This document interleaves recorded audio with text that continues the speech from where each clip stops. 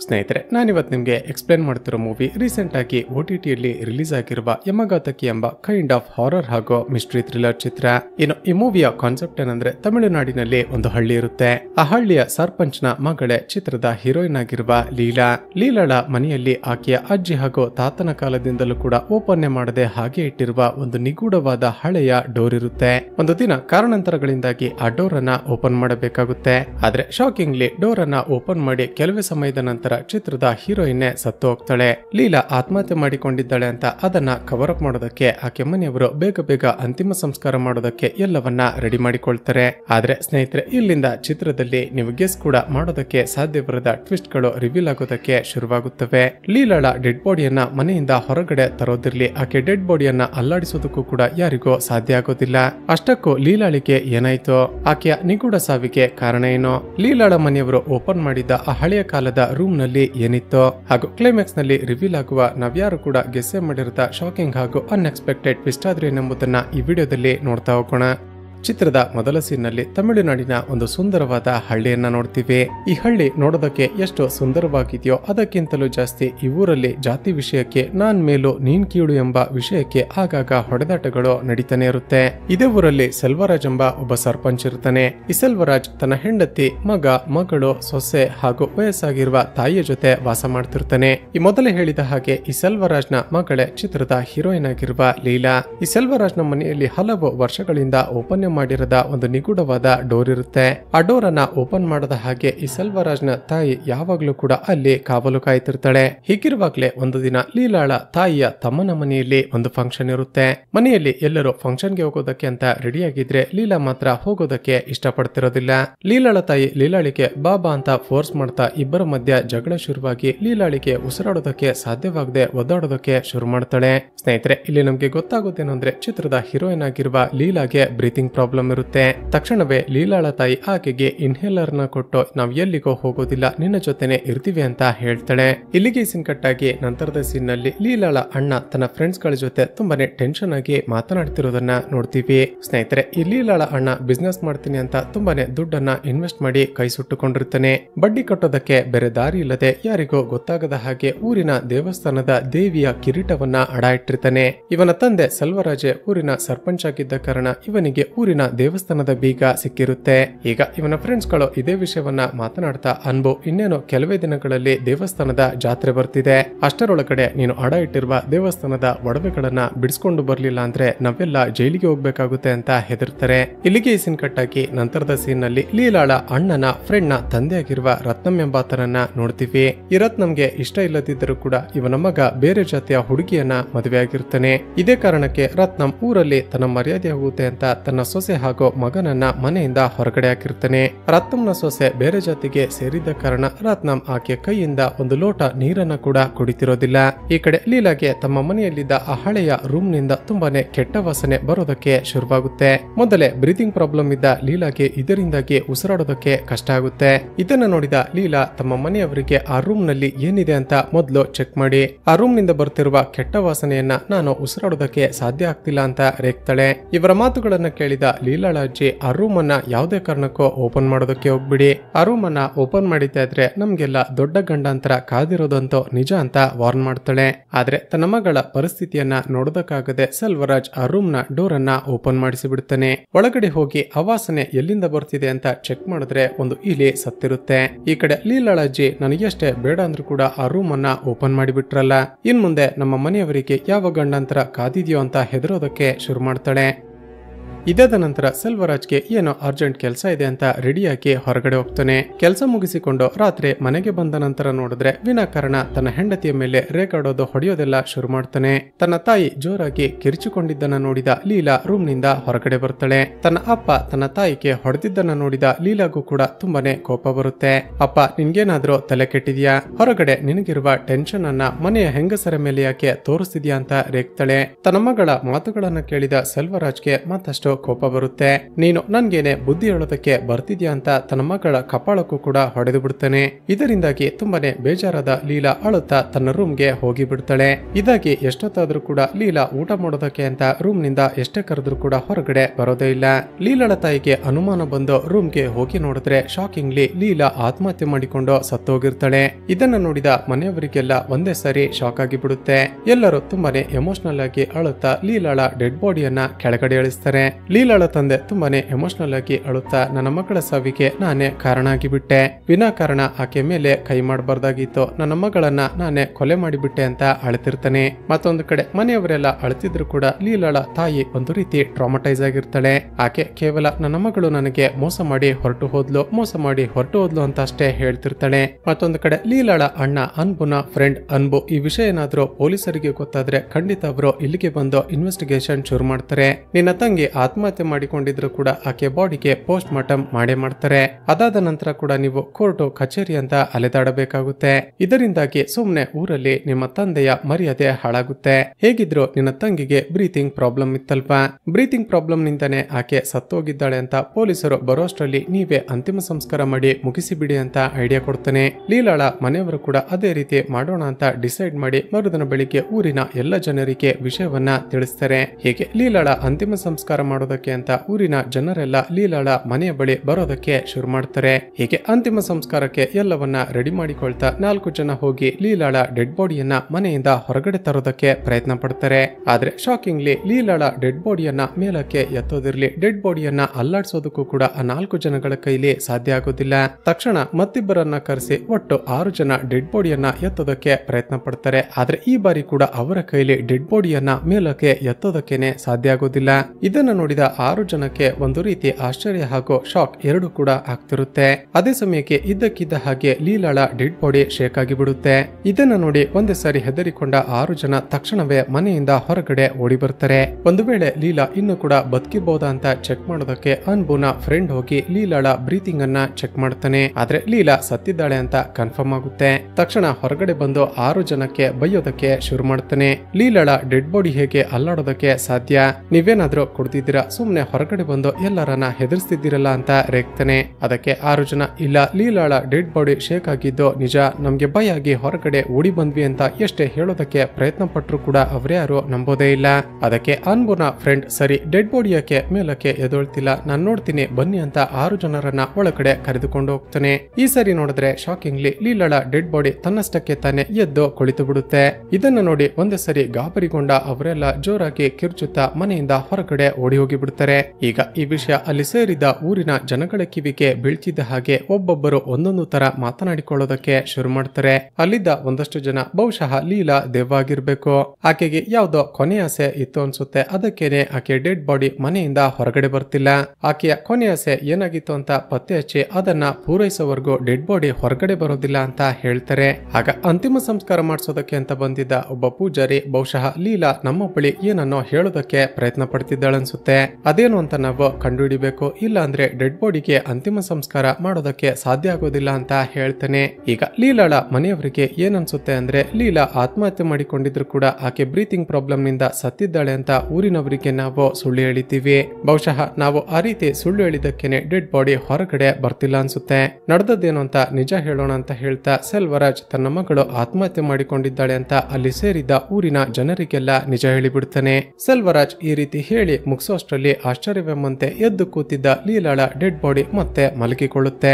ಅಷ್ಟರಲ್ಲೇ ಯಾರೋ ಈ ವಿಷಯವನ್ನ ಪೊಲೀಸರಿಗೆ ಇನ್ಫಾರ್ಮ್ ಮಾಡಿದ ಕಾರಣ ಪೊಲೀಸರು ಅಲ್ಲಿಗೆ ಬರ್ತಾರೆ. ಮೊದಲಿಗೆ ಸೆಲ್ವರಾಜ್ ಬಳಿ ಹೋಗಿ ನಿಮ್ಮ ಮಗಳು ಆತ್ಮಹತ್ಯೆ ಮಾಡಿಕೊಂಡಿದ್ರು, ಅದನ್ನ ಮುಚ್ಚಿಟ್ಟು ಅಂತಿಮ ಸಂಸ್ಕಾರ ಮಾಡೋದಕ್ಕೆ ಪ್ರಯತ್ನ ಪಡ್ತಿದ್ದೀರಾ, ನೀವು ಮಾಡ್ತಿರೋದು ಎಂತ ದೊಡ್ಡ ಕ್ರೈಮ್ ಗೊತ್ತಾ, ನಾನೀಗ ಮನಸ್ಸು ಮಾಡಿದ್ರೆ ನಿಮ್ಮ ಇಡೀ ಫ್ಯಾಮಿಲಿಯನ್ನೇ ಜೈಲಿಗೆ ಕಳಿಸಬಹುದು ಅಂತ ಬೈತಾರೆ. ನಂತರ ಒಳಗಡೆ ಹೋಗಿ ಏನಾದ್ರೂ ಅನುಮಾನಾಸ್ಪದವಾಗಿ ಕಂಡು ಬರುತ್ತಾ ಅಂತ ಮನೆಯನ್ನೆಲ್ಲ ಸರ್ಚ್ ಮಾಡ್ತಾರೆ. ನಂತರ ಲೀಲಾಳ ಡೆಡ್ ಬಾಡಿಗೆ ಪೋಸ್ಟ್ ಮಾರ್ಟಮ್ ಆಗೋವರೆಗೂ ಅಂತಿಮ ಸಂಸ್ಕಾರ ಮಾಡೋ ಹಾಗಿಲ್ಲ ಅಂತ ಆ ಡೆಡ್ ಬಾಡಿಯನ್ನ ಮೇಲಕ್ಕೆ ಎತ್ತೋದಕ್ಕೆ ಹೇಳ್ತಾರೆ.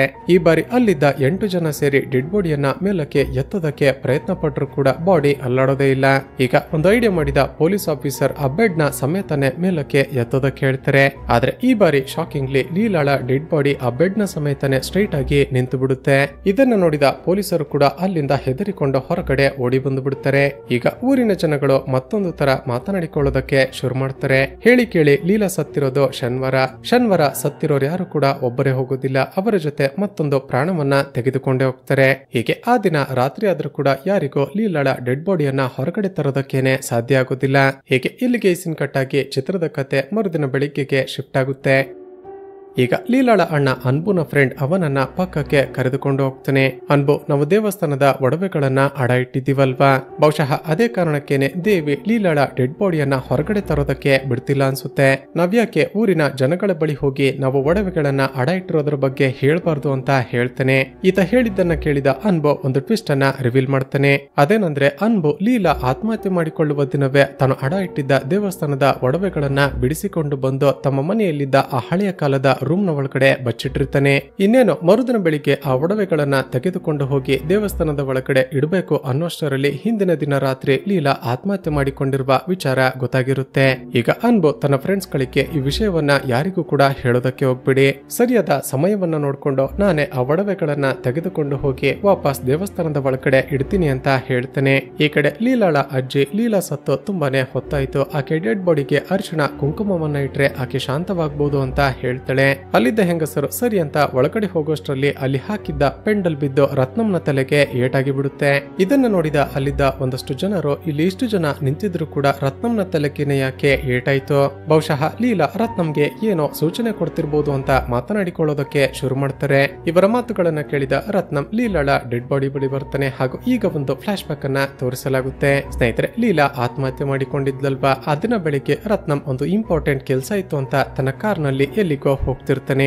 ಆಗ ಲೀಲಾ ಊರಿನ ಹೊರಗಡೆ ಇದ್ದ ಸೇತುವೆ ಬಳಿ ಒಬ್ಬ ಹುಡುಗನ ಜೊತೆ ಮಾತನಾಡ್ತಾ ನಿಂತಿರೋದನ್ನ ನೋಡಿರ್ತಾನೆ. ತನ್ನ ಪಾಡಿಗೆ ತಾನು ಹೋಗೋದನ್ನ ಬಿಟ್ಟು ತಕ್ಷಣ ಸೆಲ್ವರಾಜ್ ಬಳಿ ಬಂದು, ನಿನ್ನ ಮಗಳು ತುಂಬಾನೇ ಬದಲಾಗಿದ್ದಾಳೆ ಸೆಲ್ವರಾಜ್, ನೀನು ಈಗ್ಲಿಂದಾನೆ ನಿನ್ನ ಮಗಳನ್ನ ಕಂಟ್ರೋಲ್ ಮಾಡ್ಲಿಲ್ಲ ಅಂದ್ರೆ ನನ್ನ ಮಗನ ಹಾಗೆ ಕೀಳು ಜಾತಿಯವರನ್ನ ಮದುವೆ ಆಗಿ ಬಿಡ್ತಾಳೆ, ಆಮೇಲೆ ನೀನು ಊರಲ್ಲಿ ನನ್ನ ಹಾಗೆ ಮರ್ಯಾದೆ ಕಳ್ಕೊಂಡು ಬದುಕಬೇಕಾಗುತ್ತೆ ಅಂತ ಹೇಳಿರ್ತಾನೆ. ರತ್ನಂ ಹೇಳಿದ್ದ ಮಾತುಗಳನ್ನ ಕೇಳಿಸಿಕೊಂಡಿದ್ದ ಸೆಲ್ವರಾಜ್ ನಂತರ ಮನೆಗೆ ಬಂದು ತನ್ನ ಹೆಂಡತಿ ಹಾಗೂ ಮಗಳಿಗೆ ಹೊಡೆದಿರ್ತಾನೆ. ಸ್ನೇಹಿತರೆ, ಇಲ್ಲಿ ಸೆಲ್ವರಾಜ್ ರತ್ನಂ ಹೇಳಿದ ಹಾಗೆ ತನ್ನ ಮಗಳು ಬೇರೆ ಜಾತಿಯ ಹುಡುಗನನ್ನ ಮದುವೆಯಾಗಿ ತನ್ನ ಮರ್ಯಾದೆ ಕಳೀತಾಳೆ ಅಂತ ಆ ರೀತಿ ಮಾಡಿರ್ತಾನೆ. ಈಗ ಪ್ರೆಸೆಂಟ್ ನಲ್ಲಿ ರತ್ನಂ ಲೀಲಾಳ ಡೆಡ್ ಬಾಡಿಯ ಬಳಿ ಬಂದಿದ್ದ ಅಲ್ವಾ, ಆತ ಡೆಡ್ ಬಾಡಿಗೆ ಲೀಲಾ ನನ್ನನ್ನ ಕ್ಷಮಿಸಿ ಬಿಡು, ನಾನು ನಿನ್ನ ಬಗ್ಗೆ ನಿನ್ನ ತಂದೆ ಬಳಿ ಹೇಳಿದ ಮೇಲೇನೆ ಆತ ನಿನ್ಗೆ ಹೊಡೆದಿದ್ದಾನೆ, ಒಂದು ಪ್ರಕಾರ ನಿನ್ನ ಸಾವಿಗೆ ನಾನು ಕೂಡ ಕಾರಣ, ದಯವಿಟ್ಟು ನನ್ನನ್ನ ಕ್ಷಮಿಸಿ ಬಿಡು ಅಂತ ಕೈ ಮುಗ್ದು ಬೇಡ್ಕೋತಾನೆ. ಆದ್ರೆ ಇದಾದ ನಂತರ ಕೂಡ ಲೀಲಾಳ ಡೆಡ್ ಬಾಡಿ ಅಲ್ಲಾಡೋದಿಲ್ಲ. ಮತ್ತೊಂದು ಕಡೆ ಲೀಲಾಳ ಅಣ್ಣ ಅನ್ಬುನ ಫ್ರೆಂಡ್ ಬಳಿ ಊರಿನ ಒಬ್ಬ ವ್ಯಕ್ತಿ ಬರ್ತಾನೆ. ಆತ ಮೆತ್ತಗೆ ಇದಕ್ಕೆಲ್ಲ ಕಾರಣ ಅಸೋಮು ಲೀಲಾಳನ್ನ ಹಲವು ವರ್ಷಗಳಿಂದ ಒನ್ ಸೈಡೆಡ್ ಆಗಿ ಲವ್ ಮಾಡ್ತಿದ್ದ. ಪದೇ ಪದೇ ಆಕೆ ಬಳಿ ಹೋಗಿ ಪ್ರಪೋಸ್ ಮಾಡ್ತಾ ಇದ್ದಿದ್ದನ್ನ ನಾನೇ ನೋಡಿದ್ದೆ. ಲೀಲಾ ಆತ್ಮಹತ್ಯೆ ಮಾಡಿಕೊಂಡಲ್ವಾ, ಆ ದಿನ ಬೆಳಿಗ್ಗೆ ಕೂಡ ಸೇತುವೆ ಬಳಿ ಈ ಸೋಮು ಲೀಲಾಳನ್ನ ಅಡ್ಡ ಹಾಕಿ ಪ್ರಪೋಸ್ ಮಾಡ್ತಿದ್ದ. ಸ್ನೇಹಿತರೆ, ಇದರ ಅರ್ಥ ಈ ಸೋಮು ಲೀಲಾಳನ್ನ ಅಡ್ಡ ಹಾಕಿ ಪ್ರಪೋಸ್ ಮಾಡ್ತಾ ಇರೋದನ್ನ ನೋಡಿದ ರತ್ನಂ ತಪ್ಪು ತಿಳಿದುಕೊಂಡು ಲೀಲಾಳ ತಂದೆ ಸೆಲ್ವರಾಜ್ ಬಳಿ ಹೋಗಿ ಏನೇನೋ ಹೇಳಿರ್ತಾನೆ. ಈಗ ಈ ವಿಷಯ ಊರಿನ ಜನಗಳಿಗೆ ಗೊತ್ತಾಗ್ತಿದ್ದ ಹಾಗೆ ಲೀಲಾ ಯಾರನ್ನೋ ಪ್ರೀತಿ ಮಾಡ್ತಿದ್ಲಂತೆ ಅಂತ ಮಾತನಾಡಿಕೊಳ್ಳೋದಕ್ಕೆ ಶುರು ಮಾಡ್ತಾರೆ. ತಕ್ಷಣವೇ ಲೀಲಾಳ ಮನೆಯವರು ಆಕೆ ಫ್ರೆಂಡ್ ಅನ್ನ ಕರೆಸಿ ಲೀಲಾ ಯಾರನ್ನಾದ್ರೂ ಪ್ರೀತಿ ಮಾಡ್ತಿದ್ಲ ಅಂತ ವಿಚಾರಿಸ್ತಾರೆ. ಸ್ನೇಹಿತರೆ, ಈಗ ಈ ಲೀಲಾಳ ಫ್ರೆಂಡ್ ಮತ್ತೊಂದು ಟ್ವಿಸ್ಟ್ ಅನ್ನ ರಿವೀಲ್ ಮಾಡ್ತಾಳೆ. ಹೌದು, ಲೀಲಾ ಕಾರ್ತಿಕ್ ಎಂಬ ಬೇರೆ ಜಾತಿಯ ಹುಡುಗನನ್ನ ಪ್ರೀತಿ ಮಾಡ್ತಿದ್ಲು ಅಂತ ಹೇಳ್ತಾಳೆ. ತಕ್ಷಣವೇ ಪೊಲೀಸರು ಲೀಲಾಳ ಕಾಲ್ ಹಿಸ್ಟರಿಯನ್ನ ಚೆಕ್ ಮಾಡಿದಾಗ ಆಕೆ ಕಾರ್ತಿಕ್ ಜೊತೆ ತುಂಬಾ ಹೊತ್ತು ಮಾತನಾಡಿರೋದು ಗೊತ್ತಾಗುತ್ತೆ. ತಕ್ಷಣವೇ ಪೊಲೀಸರು ಕಾರ್ತಿಕ್ ನ ಮನೆಗೆ ಹೋಗಿ ಲೀಲಾಳ ಬಗ್ಗೆ ಎನ್ಕ್ವೈರಿ ಮಾಡೋದಕ್ಕೆ ಶುರು ಮಾಡ್ತಾರೆ. ಸ್ನೇಹಿತರೆ, ಈಗ ಒಂದು ಫ್ಲಾಶ್ ಬ್ಯಾಕ್ ಮೂಲಕ ಗೊತ್ತಾಗೋದೇನಂದ್ರೆ ಈ ಕಾರ್ತಿಕ್ ಹಾಗೂ ಲೀಲಾ ಹಲವು ವರ್ಷಗಳಿಂದ ಒಬ್ಬರನ್ನೊಬ್ಬರು ತುಂಬಾನೇ ಪ್ರೀತಿ ಮಾಡ್ತಿರ್ತಾರೆ. ಆದ್ರೆ ಆ ಊರಲ್ಲಿ ಮೊದಲೇ ಎಲ್ಲರೂ ಜಾತಿ ಜಾತಿ ಅಂತ ಕಿತ್ತಾಡಿಕೊಳ್ತಿದ್ದ ಕಾರಣ ಲೀಲಾಗೆ ಗೊತ್ತಿರುತ್ತೆ ತಮ್ಮ ಮದುವೆಗೆ ಇಬ್ಬರ ಮನೆಯವರು ಕೂಡ ಒಪ್ಪಿಕೊಳ್ಳೋದಿಲ್ಲ ಅಂತ. ಇದೇ ಕಾರಣಕ್ಕೆ ಬೇರೆ ಎಲ್ಲಾದ್ರೂ ಓಡಿ ಹೋಗಿ ನಾವಿಬ್ರು ಮದುವೆಯಾಗಿ ಆರಾಮಾಗಿರೋಣ ಅಂತ ಕಾರ್ತಿಕ್ಗೆ ಹೇಳ್ತಿರ್ತಾಳೆ. ಆದ್ರೆ ಕಾರ್ತಿಕ್ ಮಾತ್ರ ಲೀಲಾ ವಯಸ್ಸಾಗಿರುವ ನನ್ನ ಪೇರೆಂಟ್ಸ್ ಅನ್ನ ಬಿಟ್ಟು ಹಾಗೂ ಹುಟ್ಟಿ ಬೆಳೆದ ಈ ಊರನ್ನ ಬಿಟ್ಟು ಬೇರೆ ಎಲ್ಲೋ ಯಾಕೆ ಓಡಿ ಹೋಗ್ಬೇಕು, ಸರಿಯಾದ ಸಮಯ ನೋಡ್ಕೊಂಡು ನಾವೇ ಈ ವಿಷಯವನ್ನ ಹೇಳಿ ಎಲ್ಲರನ್ನ ಒಪ್ಪಿಸೋಣ ಅಂತ ಧೈರ್ಯ ಹೇಳ್ತಿರ್ತಾನೆ. ಇದೇ ವಿಷಯಕ್ಕೆ ಇಬ್ಬರ ಮಧ್ಯ ಆಗಾಗ ಜಗಳ ಕೂಡ ಆಗ್ತಿರುತ್ತೆ. ಈಗ ಊರಲ್ಲಿ ಎಲ್ಲರಿಗೂ ಈ ವಿಷಯ ಗೊತ್ತಾಗಿದ್ದ ಕಾರಣ ಕಾರ್ತಿಕ್ ಕಡೆಗೂ ಲೀಲಾಳ ಡೆಡ್ ಬಾಡಿಯನ್ನ ನೋಡೋದಕ್ಕೆ ಅಂತ ಮನೆಗೆ ಬರ್ತಾನೆ. ಇಲ್ಲಿಗೆ ಸೀನ್ ಕಟ್ ಆಗಿ ಲೀಲಾ ಸಾಯೋದಕ್ಕೂ ಮುಂಚೆ ಏನಾಗಿತ್ತು ಅಂತ ಮತ್ತೊಂದು ಫ್ಲಾಶ್ ಬ್ಯಾಕ್ ಅನ್ನ ತೋರಿಸಲಾಗುತ್ತೆ. ಸ್ನೇಹಿತರೆ, ಲೀಲಾ ಆತ್ಮಹತ್ಯೆ ಮಾಡಿಕೊಳ್ಳೋದಕ್ಕೂ ಸ್ವಲ್ಪ ಸಮಯದ ಮುಂಚೆ ಕಾರ್ತಿಕ್ಗೆ ಕಾಲ್ ಮಾಡಿರ್ತಾಳೆ. ಕಾರ್ತಿಕ್ ಯಾವತ್ತೂ ಕೂಡ ನನ್ನ ಮೇಲೆ ಕೈ ಮಾಡದ ನನ್ನ ತಂದೆ ಇವತ್ತು ಎಲ್ಲರ ಮುಂದೆ ಕಪಾಳಕ್ಕೆ ಹೊಡೆದು ಬಿಟ್ರು. ನನ್ಗ್ಯಾಕೋ ನಮ್ಮಿಬ್ಬರ ಪ್ರೀತಿ ವಿಚಾರ ನನ್ನ ತಂದೆಗೆ ಗೊತ್ತಾಗಿದೆ ಅಂತ ಅನಿಸ್ತಿದೆ. ತಕ್ಷಣವೇ ನಾವು ಈ ಊರನ್ನ ಬಿಟ್ಟು ಎಲ್ಲಾದ್ರೂ ಓಡಿ ಹೋಗೋಣ ಅಂತ ಹೇಳಿರ್ತಾಳೆ. ಕಾರ್ತಿಕ್ ಆಕೆಗೆ ಸಮಾಧಾನ ಮಾಡಬೇಕು ಅನ್ನೋಷ್ಟರಲ್ಲೇ ಇವನ ಫೋನಿನ ಬ್ಯಾಟ್ರಿ ಖಾಲಿಯಾಗಿ ಫೋನ್ ಸ್ವಿಚ್ ಆಫ್ ಆಗಿ ಬಿಡುತ್ತೆ. ಈಗ ಪ್ರೆಸೆಂಟ್ ನಲ್ಲಿ ಕಾರ್ತಿಕ್ ಬಂದು ಲೀಲಾಳ ಡೆಡ್ ಬಾಡಿಯನ್ನ ನೋಡಿದ ನಂತರ ಆದ್ರೂ ಬಾಡಿ ಹೊರಗಡೆ ಬರುತ್ತಾ ಅಂತ ಮತ್ತೆ ಎಲ್ಲರೂ ಹೊರಗಡೆ ತರೋದಕ್ಕೆ ಪ್ರಯತ್ನ ಪಡ್ತಾರೆ. ಆದ್ರೆ ಈ ಬಾರಿ ಕೂಡ ಲೀಲಾಳ ಡೆಡ್ ಬಾಡಿ ಎಷ್ಟೇ ಪ್ರಯತ್ನ ಪಟ್ಟರು ಕೂಡ ಕದಲೋದೇ ಇಲ್ಲ. ಈ ಕಡೆ ಇದನ್ನೆಲ್ಲ ನೋಡ್ತಿದ್ದ ಆ ಲೀಲಾಳ ಅಜ್ಜಿ ಜೋರಾಗಿ ಅಳೋದಕ್ಕೆ ಶುರು ಮಾಡ್ತಾಳೆ. ನಾನು ಮೊದ್ಲೇ ಹೇಳ್ದೆ ಅಲ್ವಾ ಆ ಹಳೆಯ ರೂಮ್ ಅನ್ನ ಓಪನ್ ಮಾಡೋದು ಬೇಡ ಅಂತ. ಈಗ ನೋಡಿ ಆ ರೂಮ್ ಅನ್ನ ಓಪನ್ ಮಾಡಿದಕ್ಕೇನೆ ನನ್ನ ಮೊಮ್ಮಗಳು ಸತ್ತು ಹೋದ್ಲು. ಹಲವು ವರ್ಷಗಳ ಹಿಂದೆ ನನ್ನ ಅಕ್ಕ ಅದೇ ರೂಮ್ ಅಲ್ಲಿ ಆತ್ಮಹತ್ಯೆ ಮಾಡಿಕೊಂಡು ಸತ್ತು ಹೋಗಿದ್ಲು. ಸತ್ತ ನಂತರ ಆಕೆ ದೆವ್ವ ಆಗಿದ್ಲು ಅಂತಾನೆ ಮಂತ್ರವಾದಿಗಳನ್ನ ಕರೆಸಿ ಆಕೆ ಆತ್ಮವನ್ನ ಅದೇ ರೂಮ್ ನಲ್ಲಿ ದಿಗ್ಬಂಧನ ಮಾಡಿಸಿದ್ವಿ. ಹಾಗೂ ನನ್ನ ಅಕ್ಕ ಬದುಕಿದ್ದಾಗ ಯೂಸ್ ಮಾಡ್ತಿದ್ದ ಎಲ್ಲ ವಸ್ತುಗಳನ್ನ ಅದೇ ರೂಮ್ ನಲ್ಲೇ ಮುಚ್ಚಿಟ್ಟಿದ್ವಿ. ನನ್ನ ಅಕ್ಕನ ಆತ್ಮನೆ ನನ್ನ ಮೊಮ್ಮಗಳ ಬಲಿ ತೆಗೆದುಕೊಂಡಿದೆ ಅಂತ ಜೋರಾಗಿ ಅಳೋದಕ್ಕೆ ಶುರು ಮಾಡ್ತಾಳೆ. ಮತ್ತೊಂದು ಕಡೆ ಅನ್ಬು ಅದೇ ರೂಮ್ ನಲ್ಲಿ ತಾನು ಅಡ ಇಟ್ಟಿದ್ದ ಒಡವೆಯನ್ನ ಬಿಡಿಸಿಕೊಂಡು ಬಂದು ಬಚ್ಚಿಟ್ಟಿದ್ದ ಅಲ್ಪ. ಈಗ ಊರಿನ ಜನಗಳೇನಾದ್ರೂ ಆ ರೂಮ್ ನ ಒಳಗಡೆ ಹೋಗಿ ತಾನು ಬಚ್ಚಿಟ್ಟಿರುವ ಒಡವೆಗಳನ್ನ ನೋಡಿದ್ರೆ ತನ್ನ ಕತೆ ಮುಗೀತು ಅಂತ ಯಾರಿಗೂ ಗೊತ್ತಾಗದ ಹಾಗೆ ರೂಮ್ ನ ಒಳಗಡೆ ಹೋಗಿ ತಾನು ಬಚ್ಚಿಟ್ಟಿದ್ದ ದೇವಿಯ ಕಿರೀಟವನ್ನ ಒಂದು ಚೀಲದಲ್ಲಿ ಹಾಕಿಕೊಂಡು ಹೊರಗಡೆ ಬರುವಾಗ ಕೈ ಜಾರಿ ಆ ಚೀಲ ಕೆಳಗಡೆ ಬಿದ್ದು ಬಿಡುತ್ತೆ. ಅನ್ಬು ದೇವಿಯ ಕಿರೀಟವನ್ನ ಕದ್ದಿದ್ದ ಅಂತ ಊರಿನ ಜನಗಳಿಗೆ ಗೊತ್ತಾಗ್ತಿದ್ದ ಹಾಗೆ ಎಲ್ಲರೂ ಸೇರಿ ಅವನಿಗೆ ಹೊಡೆಯೋದಕ್ಕೆ ಶುರು ಮಾಡ್ತಾರೆ. ಅದೇ ಸಮಯಕ್ಕೆ ಅಲ್ಲಿಗೆ ಬಂದ ಪೊಲೀಸರು ಅನ್ಬುನನ್ನ ಅರೆಸ್ಟ್ ಮಾಡಿ ಈಗ ಚಿತ್ರದಲ್ಲಿ ಒಂದು ಶಾಕಿಂಗ್ ಟ್ವಿಸ್ಟ್ ಅನ್ನ ರಿವೀಲ್ ಮಾಡ್ತಾರೆ. ಸ್ನೇಹಿತರೆ, ಪೊಲೀಸರು ಲೀಲಾಳ ಫೋನ್ ಅನ್ನ ಚೆಕ್ ಮಾಡಿದ್ರಲ್ಪ. ಲೀಲಾ ಆ ದಿನ ರಾತ್ರಿ ಕಾರ್ತಿಕ್ ನ ಜೊತೆ ಮಾತನಾಡಿದ ನಂತರ ಆಕೆ ಫೋನ್ ನಲ್ಲಿದ್ದ ವಾಯ್ಸ್ ರೆಕಾರ್ಡರ್ ಆನ್ ಆಗಿರುತ್ತೆ. ಲೀಲಾ ಕಾರ್ತಿಕ್ ನ ಜೊತೆ ಫೋನ್ ನಲ್ಲಿ ಮಾತನಾಡಿದ ಎಲ್ಲವನ್ನ ಕೂಡ ಈಕೆಯ ಅಣ್ಣ ಅನ್ಬು ಕೇಳಿಸಿಕೊಂಡು ಬಿಟ್ಟಿರ್ತಾನೆ. ಸ್ನೇಹಿತರೆ, ಈಗ ಗೊತ್ತಾಗೋದೇನಂದ್ರೆ ಈ ಅನ್ಬುಗೆ ತನ್ನ ತಂಗಿ ಆ ಕಾರ್ತಿಕ್ ನನ್ನ ಪ್ರೀತಿ ಮಾಡ್ತಿರುವ ವಿಚಾರ ಮೊದಲೇ ಗೊತ್ತಿರುತ್ತೆ. ಆ ಕಾರ್ತಿಕ್ ನಮ್ಮ ಅಂತಸ್ತಿಗೆ ಸರಿ ಬರೋದಿಲ್ಲ. ಜೊತೆಗೆ ಆತ ನಮಗಿಂತ ಕೆಳ ಜಾತಿಯವನು. ಅವನನ್ನ ನೀನು ಮದುವೆ ಆಗೋದು ನನ್ಗಿಷ್ಟ ಇಲ್ಲ. ನಿನಗೆ ನಾನೇ ನಮ್ಮ ಜಾತಿಯ ಹುಡುಗನನ್ನ ನೋಡಿ ಮದುವೆ ಮಾಡಿಸ್ತೀನಿ, ಅವನ ಜೊತೆ ಬ್ರೇಕಪ್ ಮಾಡ್ಕೊ ಅಂತ ವಾರ್ನ್ ಮಾಡಿರ್ತಾನೆ. ಆದ್ರೆ ಲೀಲಾ ಮಾತ್ರ ನೀನೆಷ್ಟೇ ಅಪೋಸ್ ಮಾಡಿದ್ರು ಕೂಡ ನಾನು ಕಾರ್ತಿಕ್ ನನ್ನೇ ಮದುವೆ ಆಗ್ತೀನಿ. ಅಷ್ಟಕ್ಕೂ ನೀನು ಮದುವೆಗೆ ಮುಂಚೆ ಒಬ್ಬ ಹುಡುಗಿಯನ್ನ ಪ್ರೀತಿ ಮಾಡಿ ಆಕೆ ಆತ್ಮಹತ್ಯೆಗೆ ಕಾರಣ ಆಗಿದ್ದೆ. ನೀನು ನನ್ಗೆ ಬುದ್ಧಿ ಹೇಳುವ ಅವಶ್ಯಕತೆ ಇಲ್ಲ ಅಂತ ಹೇಳಿಬಿಟ್ಟಿರ್ತಾಳೆ. ಮೊದಲೇ ಕುಡಿದು ನಶೆಯಲ್ಲಿದ್ದ ಅನ್ಬುಗೆ ತನ್ನ ತಂಗಿಯ ಮಾತುಗಳನ್ನ ಕೇಳಿ ಪಿತ್ತ ನೆತ್ತಿಗೇರುತ್ತೆ. ಕೋಪದಲ್ಲಿ ಆಕೆ ಕಪಾಳಕ್ಕೆ ಸರಿಯಾಗಿ ಹೊಡೆದು ಬಿಡುತ್ತಾನೆ. ತಕ್ಷಣವೇ ಲೀಲಾ ಕುಸಿದು ಕೆಳಗಡೆ ಬೀಳ್ತಾಳೆ. ಲೀಲಾಗೆ ಮೊದಲೇ ಬ್ರೀತಿಂಗ್ ಪ್ರಾಬ್ಲಮ್ ಇದ್ದ ಕಾರಣ ಉಸಿರಾಡೋದಕ್ಕೆ ಸಾಧ್ಯ ಆಗದೆ ಒದ್ದಾಡೋದಕ್ಕೆ ಶುರು ಮಾಡ್ತಾಳೆ. ಶಾಕಿಂಗ್ಲಿ ಈತ ತನ್ನ ತಂಗಿಯನ್ನ ಕಾಪಾಡೋದನ್ನ ಬಿಟ್ಟು ಆಕೆ ಕುತ್ತಿಗೆ ಮೇಲೆ ಕಾಲನ್ನ ಇಟ್ಟು ಉಸಿರುಗಟ್ಟಿಸಿ ಸಾಯಿಸಿ ಬಿಡ್ತಾನೆ. ಸಾಯಿಸುವಾಗ ಆತ ಕೀಳು ಜಾತಿಯ ಹುಡುಗನನ್ನ ಮದ್ವೆ ಆಗೋದ್ರ ಬದಲಿಗೆ ನೀನು ಸಾಯೋದೆ ಮೇಲು ಅಂತ ಹೇಳಿರೋದೆಲ್ಲ ಲೀಲಾಳ ಫೋನ್ ನಲ್ಲಿ ರೆಕಾರ್ಡ್ ಆಗಿರುತ್ತೆ. ಈಗ ಲೀಲಾಳದ್ದು ಆತ್ಮಹತ್ಯೆ ಅಲ್ಲ, ಆಕೆಯನ್ನ ಕೊಲೆ ಮಾಡಿದ್ದು ಆಕೆಯ ಅಣ್ಣನೇ ಅಂತ ಗೊತ್ತಾಗ್ತಿದ್ದ ಹಾಗೆ ಎಲ್ಲರಿಗೂ ಒಂದು ಸರಿ ಶಾಕ್ ಆಗಿ ಬಿಡುತ್ತೆ. ತಕ್ಷಣವೇ ಪೊಲೀಸರು ಅನ್ಬುನನ್ನ ಅರೆಸ್ಟ್ ಮಾಡಿ ಎಳೆದುಕೊಂಡು ಹೋಗ್ತಾರೆ. ಈ ಕಡೆ ತನ್ನ ಮಗಳನ್ನ ತನ್ನ ಮಗನೇ ಕೊಲೆ ಮಾಡಿದ್ದ ಅಂತ ಗೊತ್ತಾಗ್ತಿದ್ದ ಹಾಗೆ ಲೀಲಾಳ ತಾಯಿ ತುಂಬಾನೇ ಎಮೋಷನಲ್ ಆಗಿ ಅಳೋದಕ್ಕೆ ಶುರು ಮಾಡ್ತಾಳೆ. ಈಗ ತನ್ನದು ಆತ್ಮಹತ್ಯೆ ಅಲ್ಲ, ತನ್ನನ್ನ ಕೊಲೆ ಮಾಡಿದ್ದು ಅಂತ ಊರಿನ ಜನಗಳಿಗೆ ಗೊತ್ತಾಗ್ತಿದ್ದ ಹಾಗೆ ಲೀಲಾಳ ಡೆಡ್ ಬಾಡಿ ಜಾರಿ ಲೀಲಾಳ ತಾಯಿಯ ಮಡಲಿಗೆ ಬೀಳುತ್ತೆ. ಇದನ್ನ ನೋಡಿದ ಎಲ್ಲರಿಗೂ ಅರ್ಥ ಆಗುತ್ತೆ ಲೀಲಾಳ ಆತ್ಮಕ್ಕೆ ಈಗ ಶಾಂತಿ ಸಿಕ್ತು ಅಂತ. ಇದಾದ ನಂತರ ಲೀಲಾಳ ಡೆಡ್ ಬಾಡಿಯನ್ನ ಹೊರಗಡೆ ತಂದು ಎಲ್ಲ ಅಂತಿಮ ಸಂಸ್ಕಾರದ ವಿಧಿವಿಧಾನಗಳನ್ನ ಮಾಡೋದಕ್ಕೆ ಶುರು ಮಾಡ್ತಾರೆ. ಆ ಮೂಲಕ ಲೀಲಾ ಬದುಕಿದ್ದಾಗ ಆಕೆಗೆ ಯಾರ್ಯಾರಿಂದ ತೊಂದರೆ ಆಗಿತ್ತೋ ಅವರೆಲ್ಲರ ಸತ್ಯ ಒಂದೊಂದಾಗಿ ಹೊರಬಂದಿರುತ್ತೆ. ಹಾಗೂ ಲೀಲಾಳ ಆತ್ಮ ತನ್ನದು ಆತ್ಮಹತ್ಯೆ ಅಲ್ಲ, ತನ್ನನ್ನ ಕೊಲೆ ಮಾಡಿದ್ದಾರೆ ಅಂತ ಎಲ್ಲರಿಗೂ ಗೊತ್ತಾಗುವ ಹಾಗೆ ಮಾಡಿರುತ್ತೆ. ಸ್ನೇಹಿತರೆ, ಈ ವಿಡಿಯೋ ನೋಡಿದ್ಮೇಲೆ ಈಗಲೂ ಕೂಡ ಮೇಲ್ಜಾತಿ ಕೆಳಜಾತಿ ಅಂತ ಕಿತ್ತಾಡಿಕೊಳ್ತಿರೋದ್ರ ಬಗ್ಗೆ ನಿಮ್ಮ ಅಭಿಪ್ರಾಯ ಏನು ಅಂತ ಕೆಳಗಡೆ ಕಮೆಂಟ್ ಮಾಡಿ. ಈ ವಿಡಿಯೋ ನಿಮ್ಗೆ ಇಷ್ಟ ಆಗಿದ್ರೆ ವಿಡಿಯೋಗೆ ಒಂದು ಲೈಕ್ ಮಾಡಿ ಶೇರ್ ಮಾಡೋದನ್ನ ಮರೆಯಬೇಡಿ. ಹಾಗೂ ಇದೇ ರೀತಿಯ ವಿಡಿಯೋಸ್ಗಾಗಿ ಈ ಚಾನಲ್ ಅನ್ನ ಸಬ್ಸ್ಕ್ರೈಬ್ ಮಾಡಿಕೊಂಡು ಪಕ್ಕದಲ್ಲೇ ಇರುವ ಬೆಲ್ ಐಕಾನ್ ಅನ್ನ ಕ್ಲಿಕ್ ಮಾಡಿ.